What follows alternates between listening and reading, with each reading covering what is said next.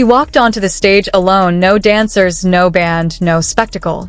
Just a hoodie, a laptop, and a past he could no longer outrun. After 4 years of silence, Justin Bieber returned to Coachella 2026, and what happened next left thousands frozen, emotional, and completely unprepared. The desert air in Indio, California felt different that night. Not louder, not wilder, but heavier. Because everyone knew this wasn't just another performance. This was the return of Justin Bieber. For long years since his last major tour. For years of silence, healing, and distance from the stage that once defined him. And now he stood there again, under the massive lights of Coachella 2026. Not as the teenage boy the world once watched grow up, but as someone who had clearly changed. There was no dramatic intro, no explosive visuals, no screaming choreography, just a quiet entrance, an oversized hoodie, soft lighting, and a presence that felt almost fragile. The crowd didn't scream right away. They watched, because something about this moment felt intimate, almost too real for a festival stage. This wasn't a performance trying to impress. This was a moment trying to connect. And then he began to sing. His voice, steady, warm, unmistakably his cut through the night. Not loud, not aggressive, but deeply, emotionally present. And in that instant, the entire audience understood. This comeback wasn't about proving anything. It was about revealing everything. But nothing could have prepared the audience for what came next. Midway through the set, Justin Bieber did something no one expected. He walked toward a simple table, sat down, opened a laptop, and suddenly, the giant screen behind him lit up.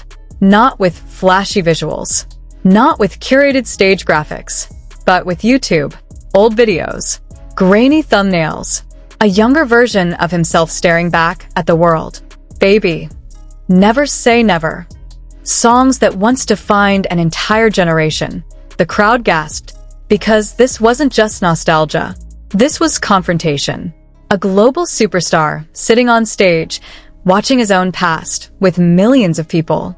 Fans later called it YouTube karaoke, but it felt like something deeper. It felt like a conversation between who he was and who he has become.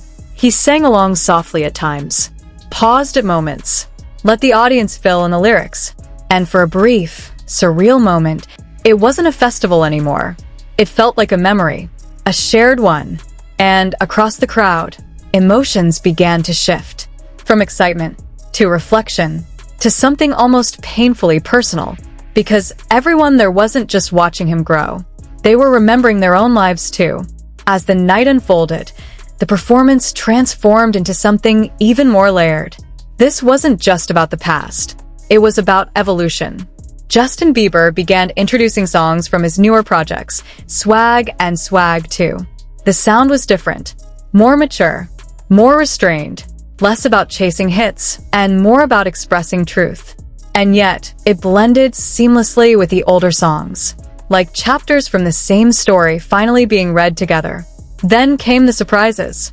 One by one, guest artists stepped onto the stage, each adding a new emotional texture to the night. Wizkid brought a smooth, hypnotic energy with essence. Tems followed with a soulful presence that felt almost spiritual. The Kid Laroi reignited the crowd with Stay, blending youth and nostalgia in a single moment. And yet none of it felt overwhelming, because the stage remained intentionally simple. No distractions, no chaos, just music and emotion. Each collaboration didn't steal the spotlight. It supported the story. A story of an artist who had stepped away and was now choosing carefully how to return. What truly stunned critics and fans alike was his voice. Not just good, not just stable, but golden. There was a richness to it, a control that comes not from perfection but from experience. Every note carried weight, every pause felt intentional, and perhaps most striking of all, he didn't try to perform at full energy. No running across the stage. No high-intensity choreography. Instead, he stood still. He let the music breathe. He let the silence speak. And somehow that made everything feel louder, more powerful, more real. Because this wasn't the Bieber who needed to prove he could entertain. This was the Bieber who understood he no longer had to. And in that quiet confidence, there was something undeniably moving. Something that resonated deeply, especially with those who had grown up watching him. Because just like him, they had changed too. And then came the ending. No dramatic countdown. No explosive finale. Just a soft transition into one final song. Daisies. The lights dimmed even further. The crowd grew still. And Justin Bieber sang, not to impress, but to feel. Every lyric landed gently, yet deeply, like a quiet goodbye. Or maybe a quiet beginning. As the last note faded into the desert night, there was no immediate cheering. Just silence. The kind of silence that only happens when something truly touches you. And in that moment, it became clear, this wasn't just a comeback. It was a reintroduction. Not to fame, not to the spotlight, but to himself. And maybe to all of us who have ever tried to find our way back after losing a part of who we were. So the question isn't just, did he return? The real question is, did you feel it too?